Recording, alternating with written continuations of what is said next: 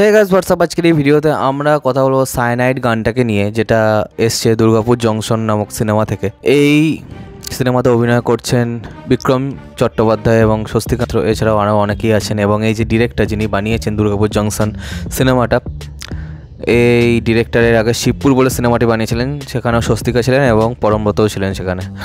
তো চলো দেখা যাক যে এই গানটা কীরকম হয়েছে। অনেক কিছু শুনেছে এই গানটা নাকি দারুণ হয়েছে, তো চলো দেখা যাক সত্যি করে দারুণ হয়েছে কি হয়নি। 1 2 3 স্টার্ট।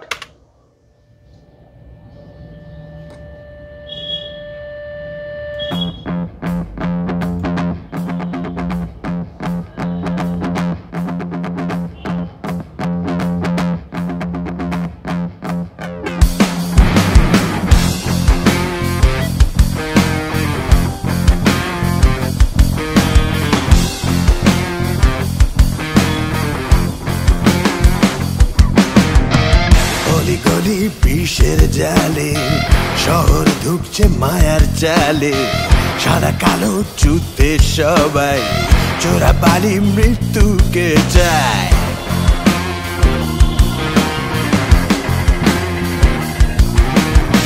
কেমিক্যালি আবর্জনায় লাশের চাদর গল্প শোনায়, মৃত নিঃশ্বাস মৃত চুম্বক, আঘাত আবার আহত ও জীবন।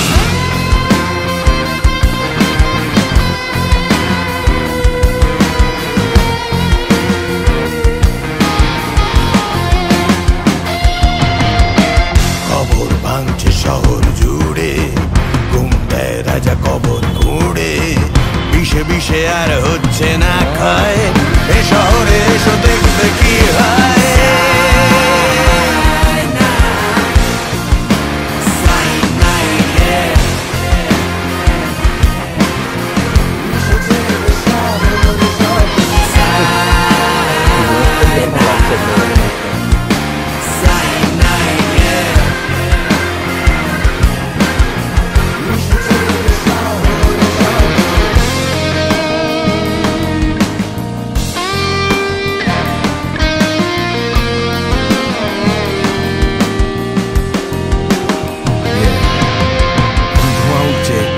নিঃশ্বাসে জীবাণু, আর তার মধ্যে লুকিয়ে আছে এক অজানা দুনিয়া।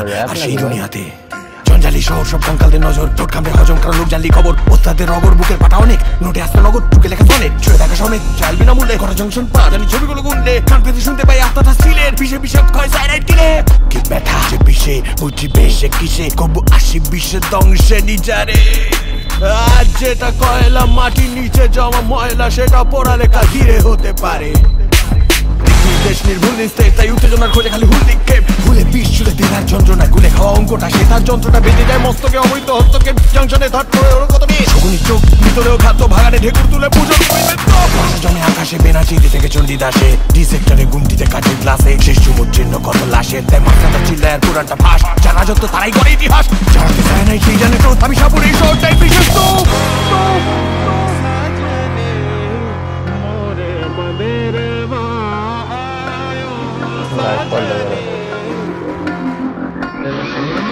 জীবন সায়ানাইড ঠিক তাই, আমি সাপুরে খেলে নে বিষটাই, সায়ানাইড ঠিক তাই, আমি সাপুরে খেলে নে বিষটাই, সায়ানাইড ঠিক তাই, আমি সাপুরে খেলে নে বিষটাই, সায়ানাইড ঠিক তাই, আমি সাপুরে খেলে নে বিষটাই।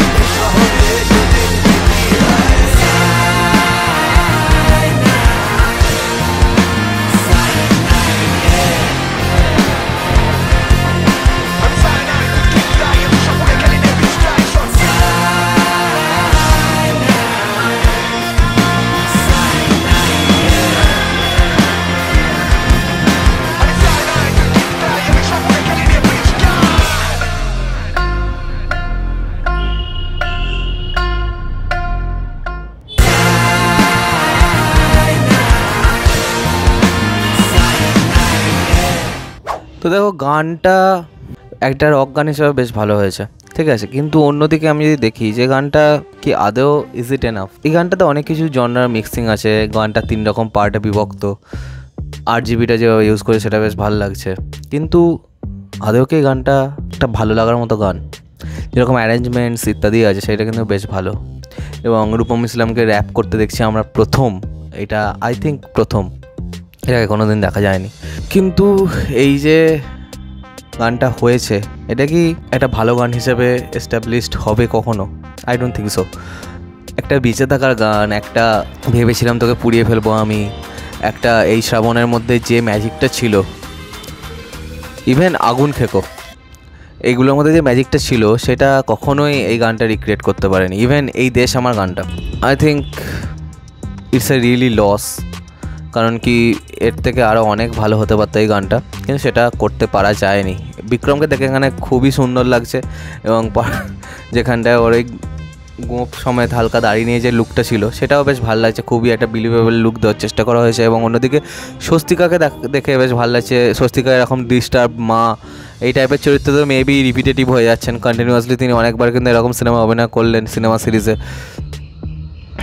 টেক্কাতেও এরকম একটা প্রায় চরিত্রই ছিল, এবং অন্যদিকে এর আগে যে একটা চরিত্র ছিল করেছিলেন না মানে একটা সিরিজে, সেখানেও কিন্তু এরকমই তার ক্যারেক্টারাইজেশন ছিল। তো মেবি কোথাও না কোথাও তাকে এবার একটুখানি হলেও চেঞ্জ করতে হবে।